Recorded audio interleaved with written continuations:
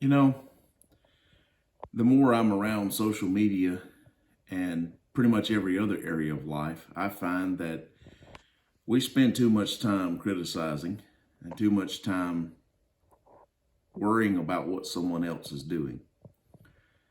I've told you before that my mother always said, if you don't have anything nice to say, well, don't say anything at all. This morning I was sitting thinking about the people who are on the different platforms of social media that are just getting hounded and constantly criticized because they're being themselves.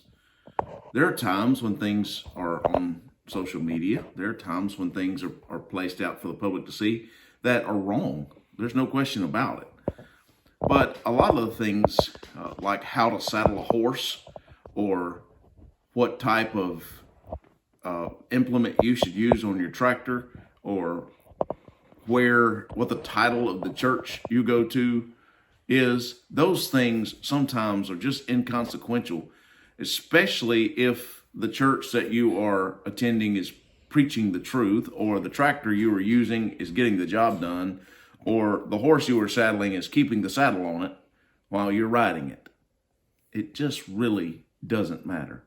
So I'm reminded of a story that I was told as a kid about a man who always complimented everyone. He always had something good to say about everybody. And it became such a thing that people would wait to see what he would say at people's funerals. And every time he would walk by and have something complimentary to say. And then the town drunk died. And no one could think of anything about this man except for he was a drunk. And he was always an aggravation and always an inconvenience to everyone. And so a crowd kind of gathered by his casket on the day that he died, waiting for this gentleman to come by.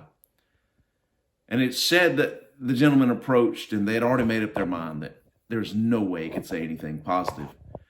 And he looked at the man's body laying in the casket and he said, "Boy, he sure could whistle." Well, the joke was on them. They didn't realize that if we look hard enough, we'll find a reason to be kind to one another.